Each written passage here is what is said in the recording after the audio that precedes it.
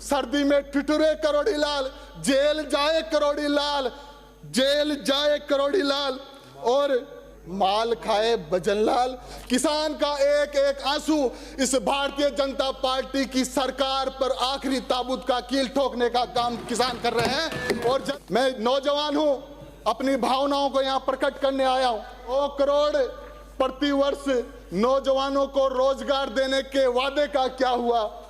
हम नौजवानों को अग्निवीर बना के इस सरकार ने छोड़ दिया।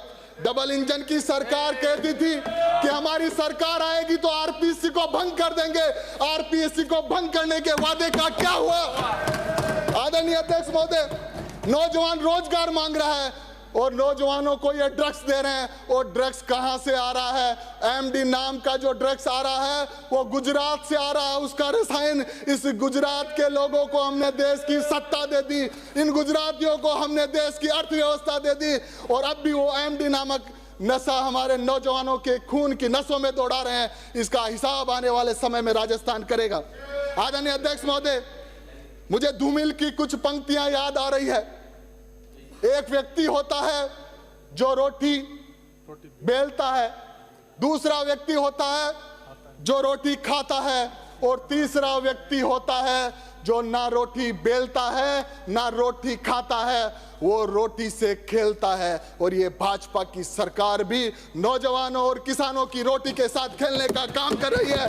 और जनता पूछती है कि वो तीसरा आदमी कौन है? डबल इंजन की सरकार आखिर क्यों मौन है? क्यों मौन है? आदरणीय अध्यक्ष महोदय,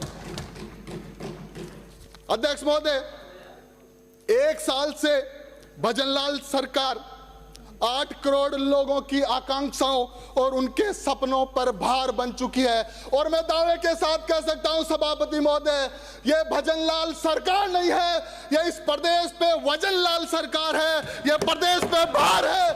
यह वजनलाल सरकार युवाओं के भविष्य पर वजन है, ये वजनलाल सरकार किसानों की समृद्धि पर वजन है, ये वजनलाल सरकार बहन बेटियों की सुरक्षा पे वजन है। और मैं दावे के साथ कह सकता हूं, इस प्रदेश में जिस प्रकार से अफसरशाही हावी हो रहे हैं, इस प्रदेश में जिस प्रकार से माफिया का राज हो रहा है, और दर्द तब होता है, एक नौजवान की भावनाएं उमड़ रही है। आदरणीय सभापति महोदय, इस सीट पर जब करोड़ी लाल जी मीणा बैठे थे और मैं शपथ ले रहा था, माइक चालू था, करोड़ी लाल जी खड़े होकर हाथ मिलाया, मुझे कहा विकास कोई काम हो तो आधी रात को बताना।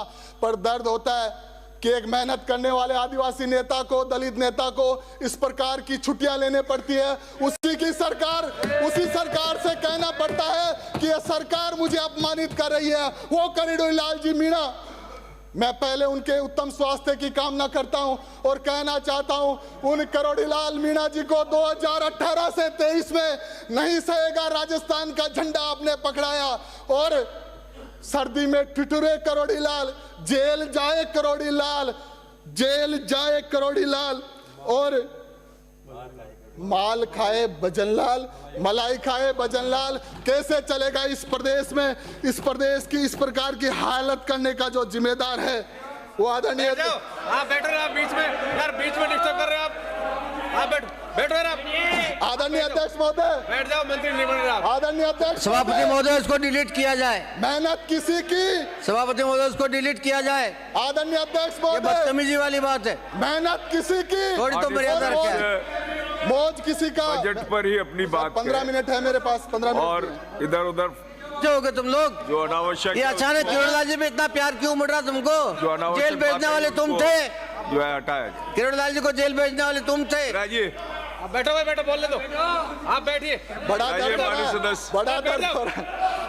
बैठ जाओ आप यार, बीच में पंचायती करते हैं मिनट। ये आपके कमजोर नेतृत्व का परिणाम है कि नौजवान की आवाज को दबाने के लिए ये वरिष्ठ भाजपाई खड़े हो गए हैं, लेकिन ये आवाज दबने वाली नहीं है।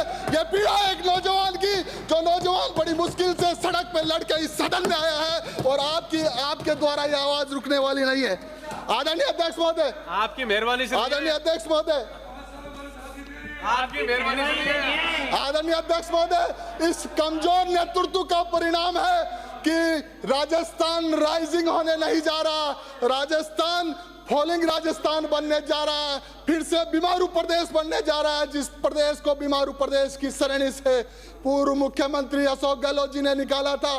कांग्रेस के राज में बीमारू प्रदेश की श्रेणी से बाहर निकला। आदरणीय अध्यक्ष महोदय, मैं एनसीबी की एक रिपोर्ट लेके आया हूं कि एनसीबी की रिपोर्ट है, ड्रग्स के मामले में राजस्थान देश में तीसरे नंबर है। हरियाणा और पंजाब के बाद नौजवानों की नसों में खून में ये एमडी देने का काम कर रहे हैं। आदरणीय अध्यक्ष महोदय, ना बुजुर्गों को पेंशन ये दे रहे हैं, आदरणीय अध्यक्ष महोदय, ना विधवाओं को पेंशन ये दे रहे हैं, आदरणीय सभापति महोदय, ना विकलांगों को ये पेंशन दे रहे हैं। और इनकी कथनी और करनी की जो बात है, ये लोग ST SC के साथ जो खिलवाड़ कर रहे हैं, उनके भविष्य के साथ आज उन छात्रों को छात्रवृत्ति देने का काम भी ये सरकार नहीं कर रही है। इसलिए ये पूरा राज्यपाल महोदय का अभिभाषण राजनीति से ओतप्रोत है आदरणीय सभापति महोदय, और इसका अभिभाषण का ना कोई विजन है, ना कोई इनका महत्व है। आदरणीय सभापति महोदय, मैं किशनगढ़ नगरी से आता हूं। किशनगढ़ का जो संभाग का दूसरे नंबर का बड़ा हॉस्पिटल है, आज उस हॉस्पिटल में चिकित्सा मंत्री की बात नहीं मानी जा रही है। हमारे वहां रेडियोलॉजिस्ट नहीं है, बरसों से रेडियोलॉजिस्ट नहीं आपने लगाया, लेकिन सरकार के मंत्री की अवहेलना भी उन अफसरशाही लोगों ने की है। वीडियो वायरल हो रहे हैं बजरी के, बजरी माफिया हावी हो गए हैं, शराब माफिया हावी हो गए हैं, और जिस प्रकार से तांडव अजमेर जिले में है। मैं अजमेर जिले में विपक्ष का एकमात्र विधायक हूं, और वहां के मंत्री और लोग कहते हैं कि हम मुख्यमंत्री के पार्टनर है, जितना लूटना है इस किशनगढ़ को, अजमेर को, उतना लूट लो। बजट पे ही बात करिए माननीय सदस्य। जिस प्रकार का भ्रष्टाचार का तांडव, जिस प्रकार के भ्रष्टाचार का तांडव अजमेर जिले में बना दिया है, अजमेर में पूरा भाजपा या तो इसको प्रूफ कीजिए, सारे लोगों, या तो प्रूफ कीजिए, डिलीट कीजिए, नहीं तो हम लगाते हैं। आपको प्रूफ देना पड़ा कि मुख्यमंत्री जी के पार्टनर कौन है। चलता देगी अगर नहीं लाए तो विधानसभा में जवाब देना पड़ेगा। लाइए विधानसभा में जवाब, लाइए विधानसभा में जवाब, पे ये काम हो रहा है विधानसभा में जवाब लाइए। पटल पर अगर अभी मैं लाता हूँ प्रस्ताव, इस बार को उखाड़ अभी प्रस्ताव लाता हूँ, आने वाले समय में जनता मैं लाता हूँ प्रस्ताव। ऐसे तुम्हारा गलत होगा क्या? आपको रोकना है तो उस सभापति महोदय, मैं प्रस्ताव करता हूं सदन का समय 2 घंटे के लिए बढ़ाया जाए। सदन का समय आपको रोकना है तो शराब की जो दुकानें रात को खुली है उसको देना पड़ेगा। रोकना है, मुख्यमंत्री का पार्टनर का जवाब देना पड़ेगा। जो आज आपके द्वारा अगर जवाब नहीं दिया देख लेना। अरे रोकना है तो महिलाओं पे हो रहे अत्याचार को रोकिए, रोकना है तो उन नौजवानों को जो सुसाइड कर रहे हैं उनको रोकिए। पार्टनर का नाम बोलो, वाला नहीं है आप मुख्यमंत्री का पार्टनर। इसलिए ये पूरी तरह फेलियर सरकार है। एक साल में या तो डिलीट कराए, डिलीट कराए, अप्रूव लाए। एक साल में जनता ने आईना दिखा दिया। एक शिक्षा मंत्री जो एक बच्ची को पूछ रहा है 10th और 10वीं क्या है, ऐसा शिक्षा मंत्री यदि इस प्रदेश का शासन में बैठा है तो इससे बुरा कुछ होने वाला नहीं है। इसलिए आदरणीय सभापति महोदय, श्री महेंद्र पाल मीणा, आवाज उस नौजवान की है जो नौजवान सड़क पे लड़ता है, भिड़ता है, संघर्ष करता है, मेहनत करता है। इसलिए ये लोग उस आवाज को दबाने का काम ज्यादा दिन तक करने वाले नहीं है। मैं खुली बात कहूंगा कि योजनाओं के नाम बदलने से या सदन का रंग बदलने से इस राजस्थान का भला होने वाला नहीं है। इस राजस्थान का भला तब होगा जब जवान और किसान की आवाज को सुनी जाएगी। आदरणीय सभापति महोदय, इस सरकार के पास ना नीति है, ना नियत है, ना विजन है, ना विजडम है।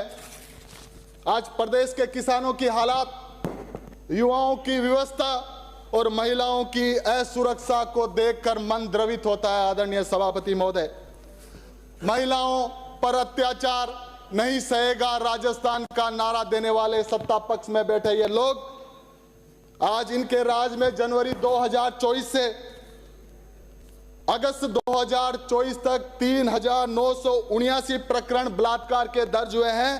अर्थात 16-17 बहन बेटियों की अस्मिता के साथ रोज खिलवाड़ इस प्रदेश में हो रहा है। आदरणीय सभापति महोदय, क्या सत्ता पक्ष में बैठी भाजपा के लोगों का यही महिला सशक्तिकरण